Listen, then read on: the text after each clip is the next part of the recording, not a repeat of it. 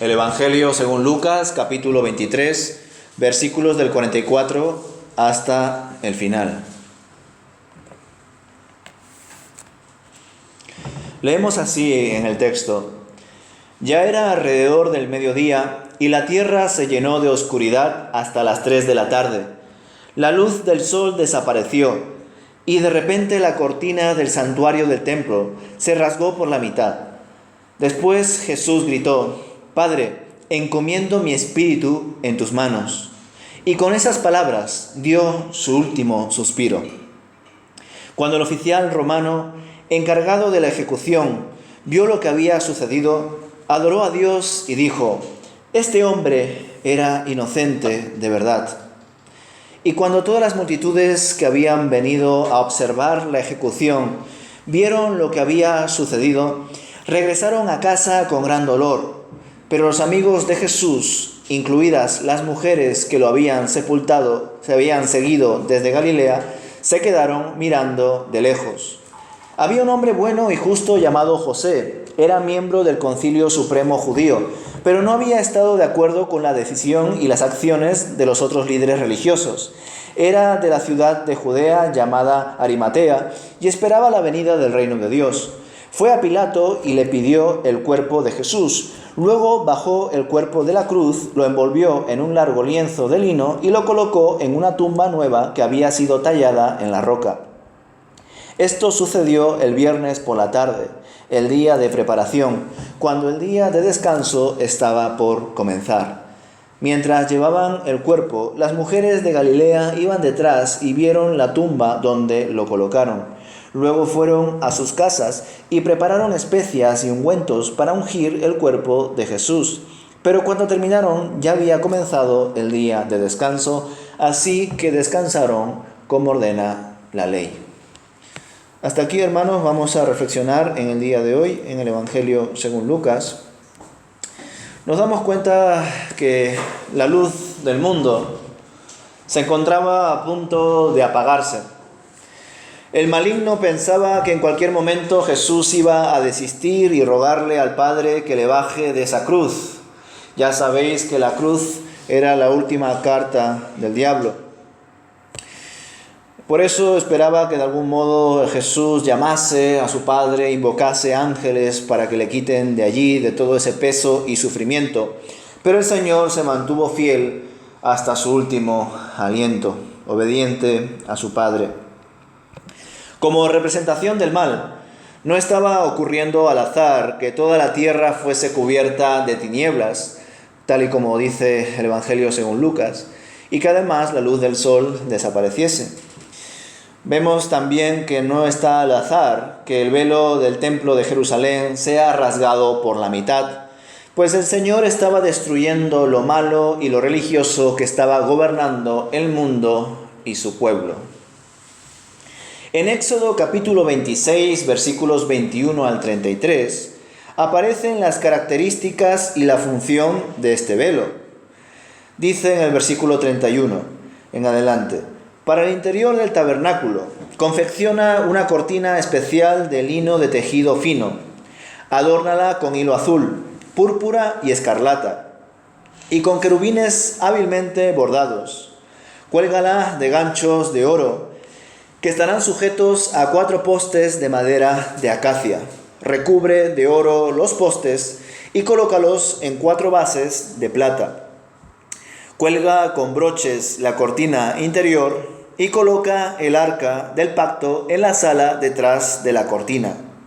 Esta cortina separará el lugar santo del lugar santísimo. Es conveniente que también leamos Hebreos capítulo 9. Porque en Hebreos capítulo 9, versículos del 2 al 22, leemos varios asuntos relacionados con el lugar santísimo y también el sacrificio de Jesús. Dice: Ese tabernáculo estaba formado por 2 salas. En la primera sala había un candelabro, una mesa y los panes consagrados sobre ella. Esta sala se llamaba Lugar Santo. Luego había una cortina detrás de la cual se encontraba la segunda sala, llamada Lugar Santísimo. En esta sala había un altar de oro para el incienso y un cofre de madera conocido como el Arca del Pacto, el cual estaba totalmente cubierto de oro. Dentro del arca había un recipiente de oro que contenía el maná, la vara de Aarón a la que le habían salido hojas y las tablas del pacto que eran de piedra. Por encima del arca estaban los querubines de la gloria divina, cuyas alas se extendían sobre la tapa del arca, es decir, el lugar de la expiación.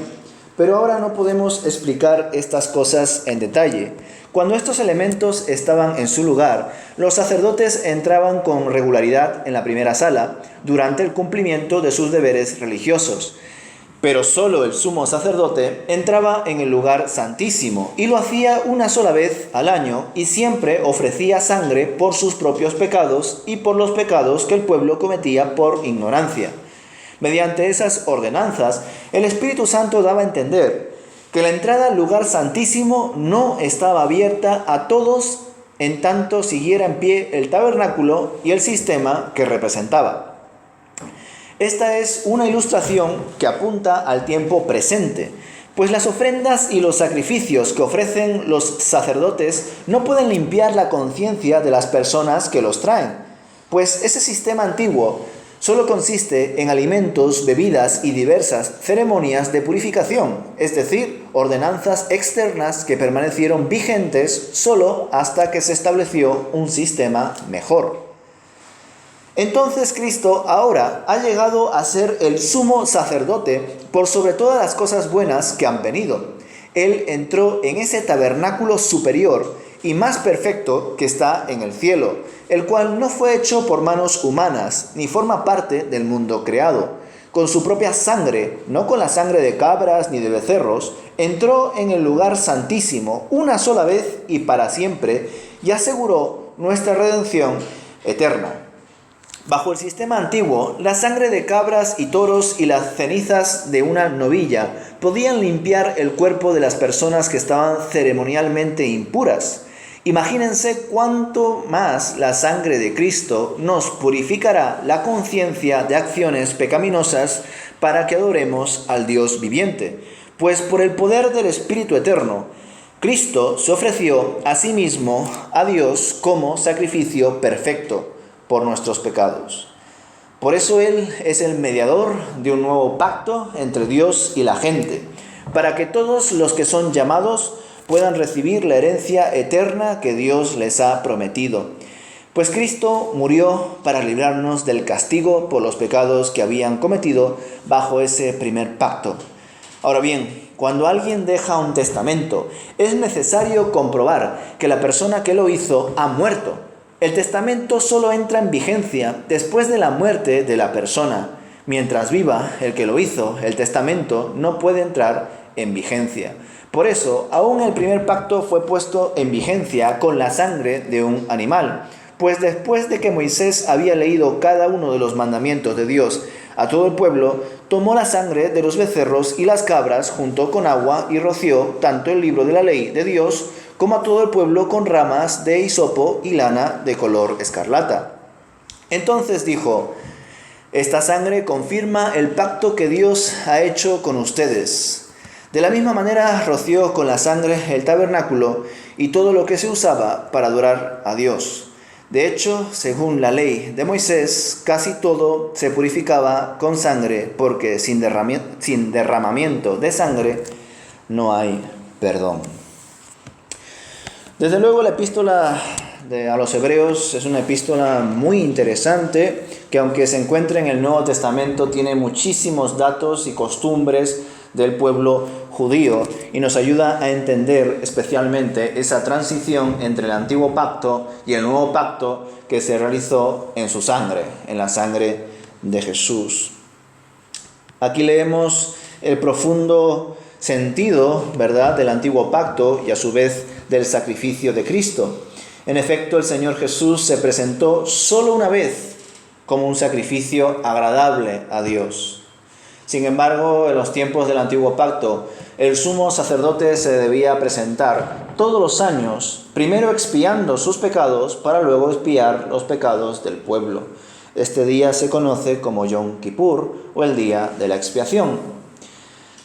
Sin embargo, este día era solamente una representación de lo que iba a pasar. Y sin embargo, los judíos se aferraron a esas costumbres, a esas fiestas judías, y pensaron que con eso era más que suficiente. Desgraciadamente nos damos cuenta que no solamente con esto, hermanos, sino también con el valor que le dieron al templo. Y además comprendieron a su manera que la presencia de Dios estaba limitada al lugar santísimo, un lugar que nadie entraba, como hemos leído, salvo el sumo sacerdote y una vez al año. Por eso no está al azar, hermanos, que cuando el Señor Jesús fue quebrantado, fue traspasado, como también dice el Evangelio de Juan, cuando murió, nos damos cuenta de que el velo de ese templo, que supuestamente, según la mentalidad judía, limitaba, condensaba la presencia de Dios, se rompió porque la presencia de Dios estaba en todas partes, pero además, en esta ocasión, de una forma especial, porque el Espíritu Santo estaba a punto de ser puesto en los apóstoles de Jesús. Ya sabéis que ese acontecimiento se conoce como Pentecostés, pero eso ya lo veremos más adelante en el libro de los Hechos. Volviendo a Lucas, hermanos, desde luego la declaración de confianza en el Padre, que lo vemos en el versículo 46, muestra que el Señor fue obediente hasta la muerte y muerte de cruz, como dice el famoso himno cristológico de Filipenses capítulo 2, que lo ha leído Carla hace un momento. Allí el Señor venció al maligno y estaba cerca también de mostrar con su resurrección que venció a la muerte. En la cruz venció al maligno porque obedeció al Padre hasta el último aliento de su vida. Cuando resucite al tercer día, mostrará también que venció a la muerte porque no había pecado alguno en él que lo retenga. Pero hermanos, desde luego cuando leemos el testimonio de Lucas y lo comparamos también con los otros evangelios, nos damos cuenta que Jesús no murió por los clavos, no murió por la tortura, murió porque encomendó su vida al Padre y expiró inmediatamente. Esto ya lo mencioné en su día y se recoge en el Evangelio de Juan, capítulo 10, versículo 18. Donde Jesús, después de hablar de que Él es el buen pastor, que da su vida por las ovejas, dice en este versículo 18 que Él mismo ofrece su vida y por eso tiene poder para volverla a tomar. No se la quitan a Jesús. Tanto los romanos en el proceso de la crucifixión como los líderes religiosos corruptos que juzgaron a Jesús y lo condenaron a muerte, deseaban la muerte de Jesús, pero en ningún momento llegaron a matar a Jesús. Por más que lo insultaran, por más que lo azotaran, por más que le clavaran en una cruz.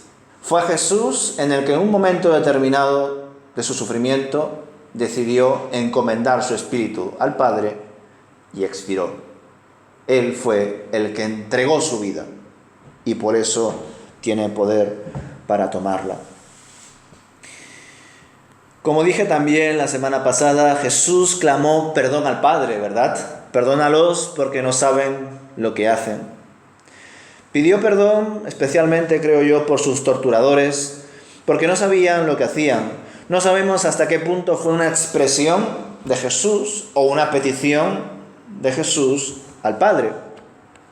Pero en el versículo 47 comprobamos que al menos el centurión expresa unas palabras de glorificación a Dios porque se da cuenta de que Jesús era justo. Nos damos cuenta, por tanto, que quizá este centurión haya creído en Dios tras ver lo que había pasado en la cruz a Jesús. Es más, si mal no recuerdo, hay una película bastante buena donde se habla acerca del supuesto testimonio que produce este centurión. Comprendemos también que las multitudes en buena parte se dan cuenta de que todo fue un error, porque según leemos también aquí, ellos regresan a sus hogares dándose golpes en el pecho, en señal de remordimiento. Aunque es cierto que esto se relaciona más con las multitudes y no tanto con los líderes religiosos, ¿verdad? Y por otro lado, también sabéis que golpearse el pecho como signo de remordimiento no significa arrepentimiento. No es lo mismo remordimiento que arrepentimiento. Las personas que estaban ahí clamando, incitadas por los líderes religiosos corruptos, crucifícalo, crucifícalo, al ver todo lo que había acontecido en medio de la crucifixión de Jesús y de su muerte, se quedaron tan sorprendidos, tan impactados, que entendieron que Jesús era una persona inocente. Por eso sintieron remordimiento, pero no entendían quién era de verdad Jesús y tampoco creían en Él. Por eso no tuvieron un arrepentimiento.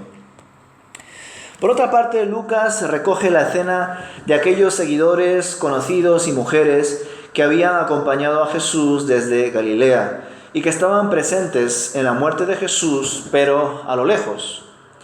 Ellos contemplaron todo lo acontecido y las reacciones de las multitudes estando a cierta distancia, probablemente por prudencia, ¿verdad? En el versículo 50 entra en escena un personaje muy reconocido en el mundo cristiano, por decirlo así, entre otras cosas porque aparece en los 4 evangelios, lo cual da peso a su testimonio.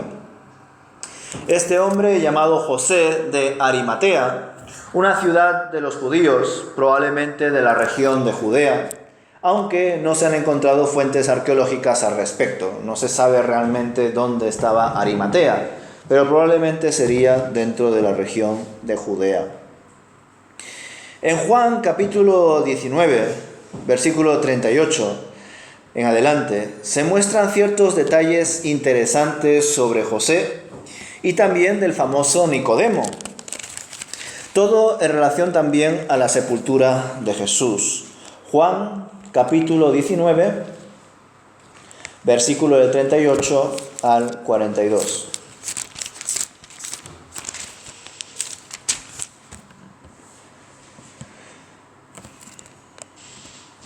Dice: más tarde, José de Arimatea, quien había sido un discípulo secreto de Jesús, paréntesis, por temor a los líderes judíos, cierra paréntesis, pidió permiso a Pilato para bajar el cuerpo de Jesús. Cuando Pilato concedió el permiso, José fue a buscar el cuerpo y se lo llevó. Lo acompañó Nicodemo, el hombre que había ido a ver a Jesús de noche. Llevó consigo unos 33 kilos de ungüento perfumado, una mezcla de mirra y aloe. De acuerdo con la costumbre de los entierros judíos, envolvieron el cuerpo de Jesús untado por las especias en largos lienzos de lino. El lugar de la crucifixión estaba cerca de un huerto donde había una tumba nueva que nunca se había usado. Y como era el día de preparación para la Pascua judía y la tumba estaba cerca, pusieron allí a Jesús. Aquí vemos, hermanos, detalles que ahora voy a mencionar, pero antes también compartir que en Mateo capítulo 27 se añade además que José de Arimatea era una persona muy rica. Y Marcos añade otros detalles interesantes, positivos de leer, en especial acerca del asombro de Pilato ante la pronta muerte de Jesús. En Marcos capítulo 15, versículo 42 al 47, aparecen estos detalles. Dice así Marcos 15, versículo 42 en adelante. Todo eso sucedió el viernes, el día de preparación, anterior al día de descanso. Al acercarse la noche, José de Arimatea se arriesgó y fue a ver a Pilato y pidió el cuerpo de Jesús. José era miembro honorable del Concilio Supremo y esperaba la venida del reino de Dios. Pilato no podía creer que Jesús ya había muerto, así que llamó al oficial romano y le preguntó si ya había muerto. El oficial lo confirmó, así que Pilato le dijo a José que podía llevarse el cuerpo. José compró un largo lienzo de lino, luego bajó el cuerpo de Jesús de la cruz, lo envolvió en el lienzo y lo colocó en una tumba que había sido tallada en la roca. Después hizo rodar una piedra en la entrada. María Magdalena y María, la madre de José, vieron dónde ponían el cuerpo de Jesús. Retomando los detalles del Evangelio según Lucas, es de resaltar que, aunque casi todo el Concilio Supremo haya condenado a Jesús, según lo que nos transmite los Evangelios, José no tenía la misma opinión, pero quizá debido al temor hacia los judíos, no expresó su opinión en ese momento en el cual se juzgó a Jesús en el Sanedrín. Y si la llegó a expresar, no valdría de nada debido al peso de la democracia, de la opinión de la mayoría. Todos habrían dicho que a Jesús habría que crucificarle, porque era un blasfemo. Y quizá él, por más que diga lo que quiera, era solamente un representante en el Sanedrín en comparación a todos los demás. Aunque es cierto que, como bien lo hemos leído en los Evangelios, parece ser que este hombre, José de Arimatea, aunque ayudó a recoger el cuerpo de Jesús y a enterrarlo según las costumbres judías, tenía miedo de la opinión de los líderes y de los judíos. Por supuesto, otro punto a resaltar en medio de todo esto del ministerio y muerte de Jesús, hermanos, es que él siempre fue un judío humilde y sencillo, pero que fue sostenido a lo largo de su misión por el apoyo económico de las mujeres adineradas que le seguían. Así lo recoge Lucas capítulo 8, los primeros versículos.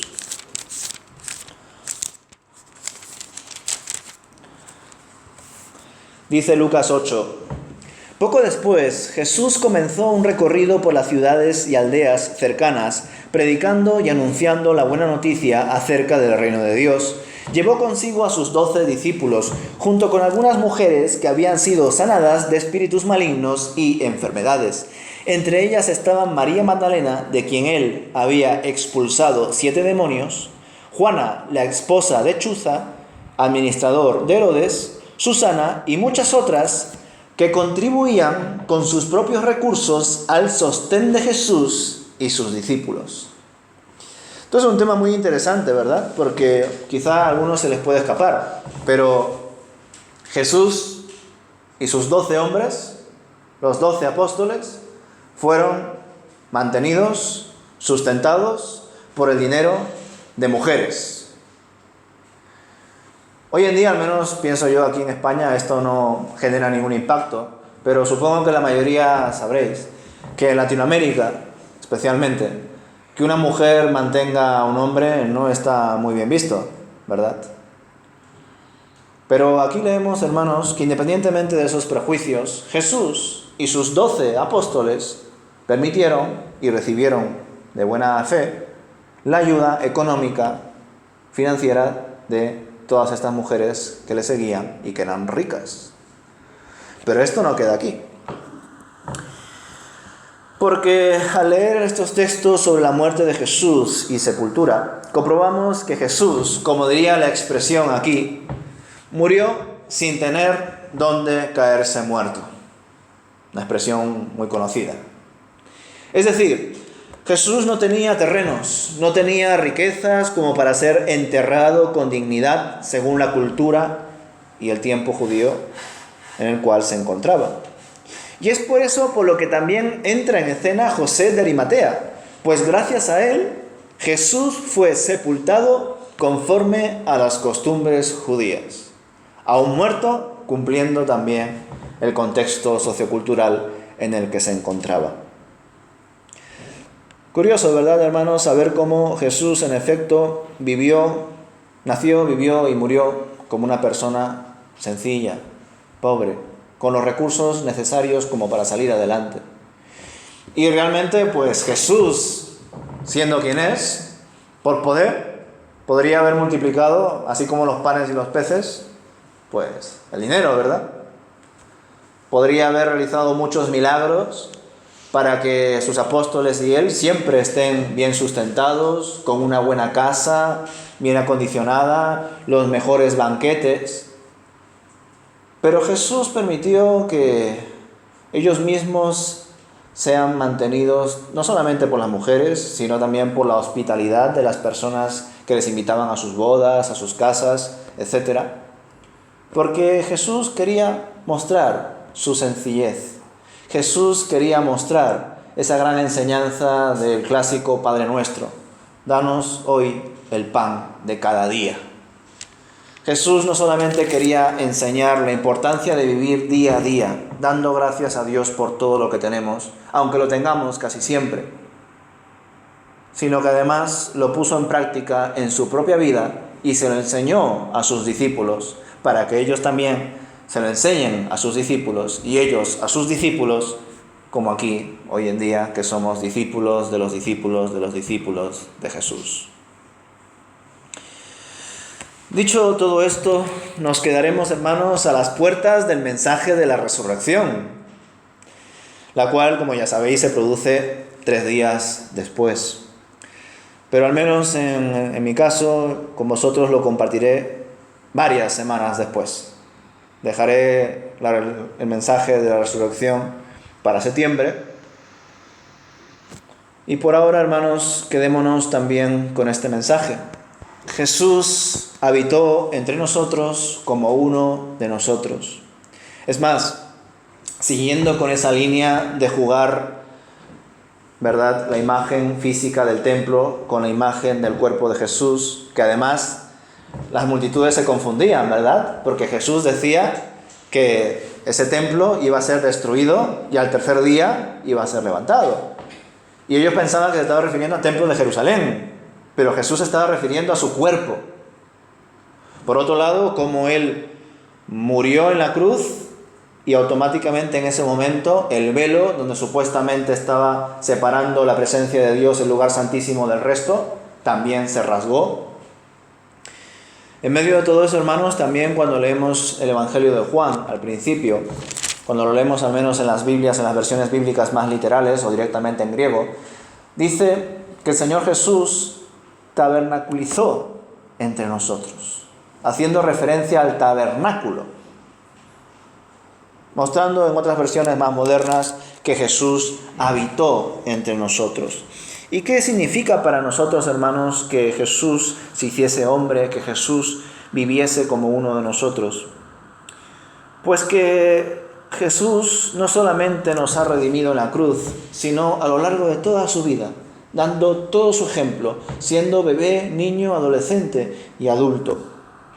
Por otro lado, hermanos, comprobamos que en Él habitaba la llenura del Espíritu Santo de Dios. Y cuando Él murió, su Espíritu fue encomendado al Padre y a su vez la presencia de Dios salió con poder. Antes los judíos creían que la presencia de Dios estaba limitada a ese lugar santísimo del templo de Jerusalén, y por eso el velo debía ser rasgado, porque Dios quería mostrar que Él no estaba limitado al templo, que los judíos no podían de algún modo generar un monopolio con la fe de Israel. Todo lo contrario, hermanos, debían compartirla, debían ser de bendición para todas las naciones. Y ahora, hermanos, nosotros sabemos que así como Jesús murió en la cruz y gracias a Él tenemos el privilegio de creer en Dios, de arrepentirnos, de crecer espiritualmente, de obtener la vida eterna. No solamente eso, sino que además, si entendemos que en Jesús se dio ese gran sacrificio, que en Jesús habitaba la plenitud del Espíritu Santo de Dios y que Él era el lugar santísimo por excelencia, nosotros que tenemos ahora el Espíritu de Dios, sabemos que somos cada uno de nosotros un lugar santísimo. Y esta es la reflexión final en la cual quiero reiterar, hermanos, quiero concluir, porque tiene muchísimas implicaciones, hermanos. Yo sé que varios de vosotros ya lo sabréis, ¿verdad? El lugar santísimo no solamente era un lugar que, como he dicho antes, entraba una vez al año, para entrar ahí debías expiar tus pecados, sino que era un lugar muy, pero que muy especial, muy solemne, tanto que incluso a nivel extrabíblico se cree por testimonios que las personas que entraban ahí, los sumos sacerdotes que entraban ahí, en algunas ocasiones se veían impactados ante la presencia de Dios y algunos incluso se desmayaban por el cansancio. Entonces parece ser, según estos escritos, que estos sumos sacerdotes que entraban al lugar santísimo, que estaba separado dentro del templo de Jerusalén, entraban con una cuerda en sus pies. Y entraban así porque, imaginaos, ya sea que el sumo sacerdote se haya quedado dormido, desmayado o qué sé yo que hubiese pasado, ninguna persona podía entrar allí salvo el sumo sacerdote. Entonces, ¿cómo lo sacamos? Pues tirando de la cuerda sacamos al sumo sacerdote que está expiando por nuestros pecados. Por supuesto, nosotros sabemos, hermanos, que la presencia de Dios es implacable. Tanto así que Moisés, que vio solamente reflejos de Dios, cuando bajó del monte, su cara brillaba, ¿verdad? Y no solamente eso, hermanos, sino que sabemos que gracias a que Jesús fue inmolado antes de la fundación del mundo, pese a la caída, pese al pecado, Dios se siguió, ¿verdad?, relacionándose con la humanidad.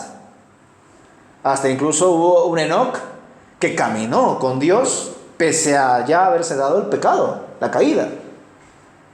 Y eso se dio, hermanos, porque aunque la cruz todavía no se había manifestado, el Cordero ya había sido inmolado antes de la fundación del mundo. Si eso no hubiese pasado así, tras la caída, Dios se hubiese separado totalmente del mundo y no podríamos conocerle de ninguna manera, porque el ser humano no puede por sí mismo ir a Dios, y Dios, debido a su santidad y justicia, no podría acercarse al ser humano, uno, porque se contaminaría, aunque no creo que esto pasase; dos, porque su santidad, su justicia, su presencia es tan pura que si Él se acercase a nosotros sin que nosotros hayamos sido regenerados, reconciliados, justificados, santificados, seríamos destrozados delante de su presencia.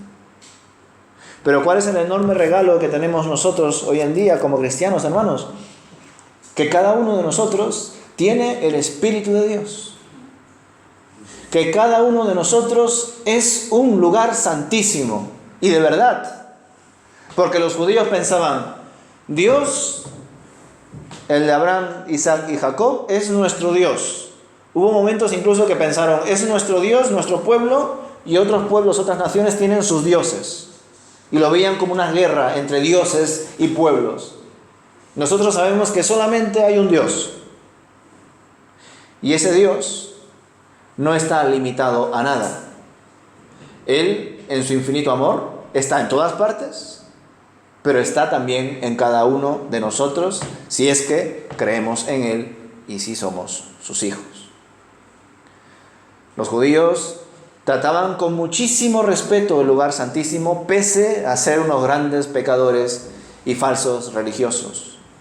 ¿Con cuánto respeto debemos tratar nosotros, que conocemos ya la historia y que no tenemos la suposición de que el Espíritu está en nosotros? Tenemos la certeza de que hemos sido sellados por el Espíritu Santo, como dice Efesios capítulo 1. El Espíritu Santo está en nosotros. Entonces, no es una especie de suposición de que podría ser que somos lugares santísimos. No, hermanos, somos lugares santísimos porque el Espíritu Santo está en nosotros. Y si los judíos, que como he dicho antes, pese a ser falsos religiosos muchas veces, tenían tanta reverencia por ese lugar santísimo, ¿cuánta reverencia deberíamos tener cada uno de nosotros por nuestra vida? Por lo que hacemos con nuestro cuerpo, por cómo vivimos diariamente. Pues desgraciadamente, hermanos, ya sea por ignorancia o por omisión o por lo que sea, muchos supuestos creyentes viven sus vidas como si no fuesen lugares santísimos. Si fuesen conscientes de que sus vidas, sus cuerpos, son templo del Espíritu Santo, que son lugares santísimos, no vivirían como muchos viven. No practicarían las cosas que practican. No necesitarían ciertas drogas o ciertas prácticas para sentirse mejor. Y si lo hacen es porque quizá deben trabajar bastante en su vida en distintos planos. El espiritual, desde luego, pero también quizá el psicológico, quizá también el médico. Y esto es muy interesante porque cuando queremos aplicarlo, debido a que somos muy propensos al legalismo, cuando conocemos a una persona en la comunidad que sabemos, ya sea por su forma de comportarse o lo que sea, que es o un drogadicto o una persona que bebe mucho alcohol o que fuma o que se droga de cualquier tipo, muchas veces decimos, este hombre hay que apartarlo de aquí, este hombre es un pecador, esta persona no entiende lo que está haciendo con su vida. Y es cierto que esa persona está haciéndose daño a sí mismo, hermanos. Pero también lo está haciendo esa persona que por diferentes razones decide comer comida basura todo el rato. O personas que deciden menospreciar su cuerpo no comiendo. También. O personas que hacen con su cuerpo a saber qué cosas y que también lo están despreciando. Y qué triste, hermanos, ver evangélicos que dicen, bueno, tú que bebes, que fumas o que a saber qué haces, debes de dejar de hacer eso. Pero la persona que dice eso, lo mismo es una persona que a saber qué está haciendo con su cuerpo. Lo mismo es un obeso, o lo mismo es un raquítico, o a saber qué hace con su cuerpo. Por eso cuando señalamos a alguien, como dice la frase, ¿verdad? 3 dedos nos están señalando a nosotros. Pero eso no significa que no nos aconsejemos entre nosotros. Por supuesto que no. Pero debemos de cuidarnos, hermanos. Y debemos de cuidarnos porque ¿hasta qué punto una persona puede estar bien si necesita alcohol para vivir? ¿Hasta qué punto una persona puede estar bien si necesita nicotina para vivir? ¿Hasta qué punto una persona puede estar bien si necesita meterse 4 hamburguesas para calmar su ansiedad? O la persona que se siente bien ayunando cada 2x3. Ningún extremo es bueno, hermanos. Y como he dicho, si somos lugares santísimos, si el Espíritu Santo está en nosotros, y los judíos, siendo muchos de ellos falsos religiosos, eran muy reverentes con ese lugar, ¿cuánto más nosotros, que no tenemos la suposición, tenemos la certeza de que el Espíritu de Dios está en nosotros? ¿Cuánto cuidado y reverencia debemos tener? El sacrificio de Jesús en la cruz, hermanos, no ha sido en vano, es efectivo.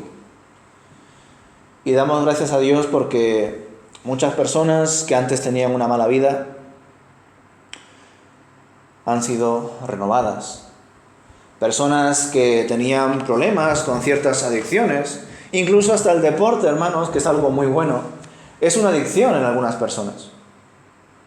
Cuando conocemos a adultos o jóvenes que necesitan cada 2x3 hacer puenting o ir a la montaña, hacer escalada, hacer estos deportes de riesgo, hermanos, aunque por supuesto es algo muy bueno, ¿no? Está haciendo ejercicio, está viendo la naturaleza, está viajando, es parte del ocio.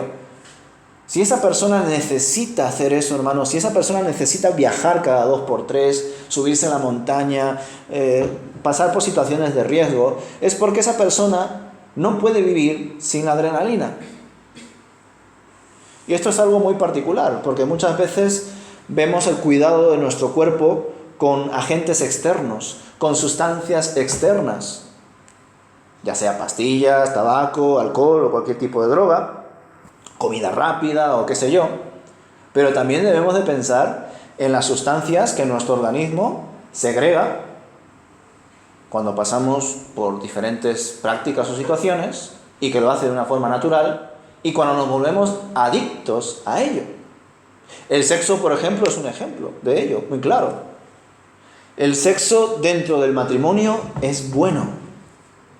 Pero desgraciadamente, ¿cuántas personas se convierten en adictas al sexo? Porque cuando tienen sexo, segregan en su cerebro muchísimas sustancias que le hacen sentir bien. endorfina, dopamina, etc. Y como esas sustancias le hacen sentir tan bien, todo el rato quieren tener sexo, porque así se sienten bien. Pues aunque esa persona no esté consumiendo tabaco, ni marihuana, ni alcohol, ni otro tipo de drogas o medicamentos, también está cayendo en la adicción a sustancias que no son externas, sino que son internas. Y que en su equilibrio son buenas. El cuerpo humano, tal y como Dios lo ha creado, es bueno y perfecto. Debido a la radiación, contaminación y malas prácticas, pues han surgido tantas y tantas enfermedades.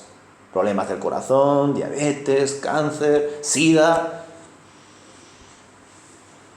Pero Dios lo hizo todo en su momento bueno y agradable, hermanos.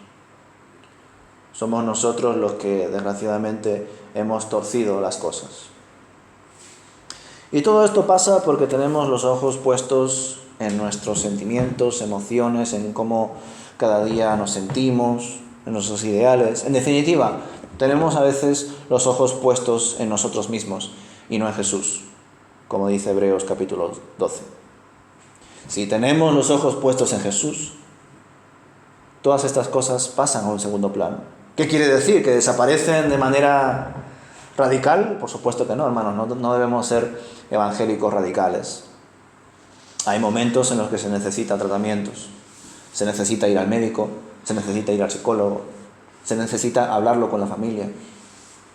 Es cierto que hay personas que de la noche a la mañana se han convertido y han dejado el alcohol de 100 a 0. Es cierto, existen esos testimonios, yo lo he escuchado. Pero hay otros cristianos que se convierten y es un proceso, hermanos. Es un proceso.